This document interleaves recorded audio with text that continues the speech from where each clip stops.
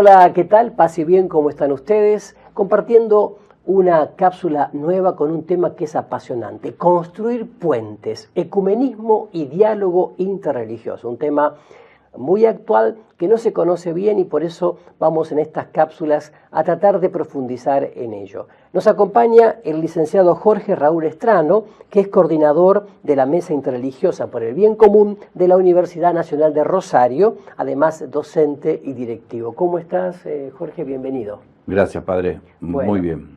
Vamos a desarrollar en la primera cápsula una pregunta general. ¿Qué es el ecumenismo? El ecumenismo, después seguramente vamos a diferenciar alguna cosa. El ecumenismo es un movimiento que empieza con Jesús, cuando dijo que todos sean uno. La realidad planteó que después no fuimos uno por diferentes circunstancias. Hubo divisiones, hubo distanciamientos, hubo cosas desagradables, podríamos decir, por lo cual el mensaje cristiano se mantuvo en Roma, como Jesús se lo había planteado a Pedro, pero de Roma también hubo desprendimientos que fueron conformando lo que hoy llamamos iglesias de denominación, vamos a decirlo también general, la denominación protestantes.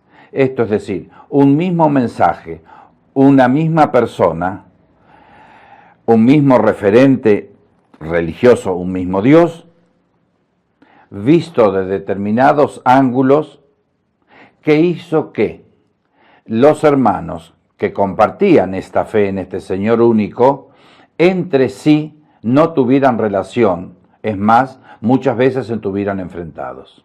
Así es. A partir del siglo XIX hubo algunos antecedentes interesantes de parte de anglicanos, queriendo formar alguna cosa ecuménica. Ahora vamos a hablar un poquito de ese término también. Sí. Una cosa ecuménica, y es Benedicto XV, por parte de la Iglesia Católica, el primero que habla de esto claramente y dice que hay que hacer alguna cosa a partir de la oración para acercarse, para estar cuando Dios lo disponga, en comunión, pero que nosotros teníamos que poner de nuestra parte el acercamiento entre todos los que confesaran a Jesús como el Señor de la historia. Eso lo decía el Papa Benedicto XV. Benedicto XV. Después, y hago un salto para no hacerlo muy aburrido, hay que llegar al Vaticano II. Que se llamó Concilio Ecuménico Vaticano II. Concilio Ecuménico Vaticano II, que mueve muchas cosas de su lugar. Tiene constituciones dogmáticas, claro, tiene decretos, tiene cartas pastorales, es decir, diferentes tonos tiene el concilio, pero en todos los documentos hay una postura de la Iglesia mucho más abierta, mucho más vista como instrumento de salvación, ¿sí? Aunque reconozca siempre que la totalidad de la revelación está en la Iglesia de Roma, no deja de reconocer las semillas del verbo, como decían los padres apostólicos, las semillas que hay en todas las iglesias, y no deja de valorar la parte de bien y verdad que cada iglesia separada, le decía Juan 23, después cambiamos eso, pero que cada iglesia separada tenía esa parte de bien y de verdad, y que había que reconocerlo, porque tenía verdades, es decir, dogma, que eran verdaderos, y tenía una liturgia, mucho en Occidente y mucho más en Oriente, de estas iglesias separadas, que tenían un valor enorme. Por lo tanto, era imprescindible un movimiento de diálogo entre ellas. Por eso, para ubicarnos históricamente, el Concilio Vaticano II es inaugurado por el Papa San Juan XXIII en 1962, es clausurado por el Papa San Pablo VI en 1965. Una nota distintiva de este concilio es que se convoca como observadores a representantes de diferentes denominaciones cristianas no católicas, ¿verdad? Es por primera vez que en un acontecimiento tan importante de la Iglesia Católica Romana participaron gente de las iglesias de Oriente que no están en comunión con Roma y gente de las iglesias que, insisto, llamamos protestantes. Entre las cuales, para que nos ubiquemos, las protestantes están las anglicanas, luteranas, calvinistas, presbiteranas, bueno, todas las que después comienzan a subdividirse en Estados Unidos cuando van, ¿no? Eso lo veremos en todo caso en otra cápsula, pero para que nos ubiquemos. Y mucha gente siempre me pregunta, de las iglesias ortodoxas, hay algunas que están en comunión con Pedro, que son católicas, ¿verdad? Que están en comunión con el Papa, pero hay muchas iglesias cristianas ortodoxas que no están en comunión con Pedro, con el Papa.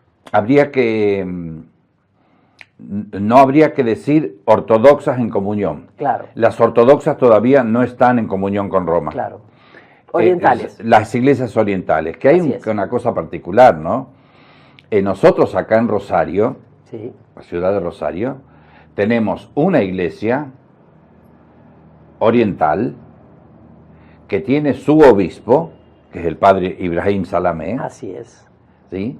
Está en comunión con Roma, pero tiene un obispo propio, porque eran iglesias que en un momento estuvieron fuera de Roma. Volvieron y mantienen, porque Roma respeta eso, mantienen su estructura, pero en comunión con el Santo Padre, con la iglesia de Roma.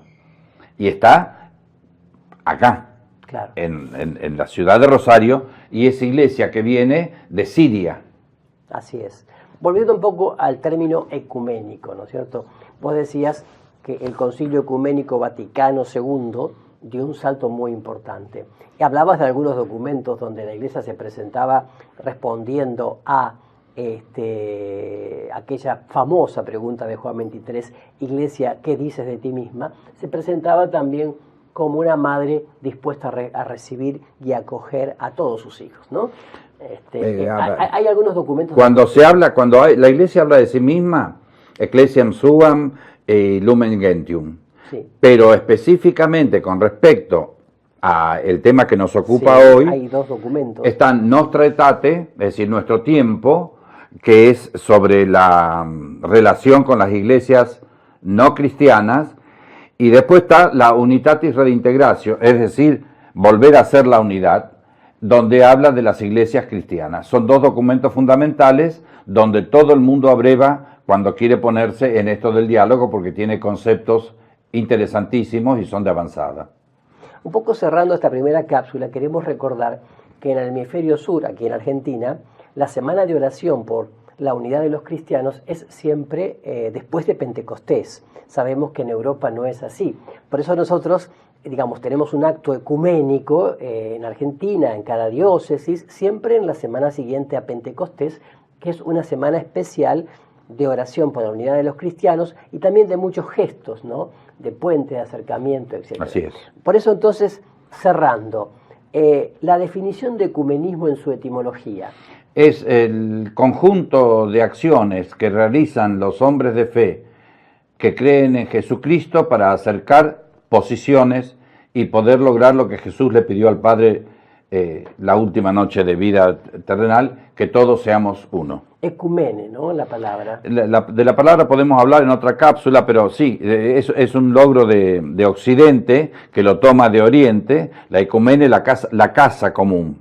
Claro. Y terminó, lo manejaron los romanos y después la Iglesia lo tomó para nombrar con ecumene todo lo que fuera el mundo evangelizado ya o cristianizado. Perfecto, Jorge. Entonces te agradecemos mucho tu presencia, tu visita y también este momento que compartimos. A ustedes también. Los esperamos en una próxima cápsula para seguir disfrutando de ecumenismo y diálogo interreligioso. Paz y bien.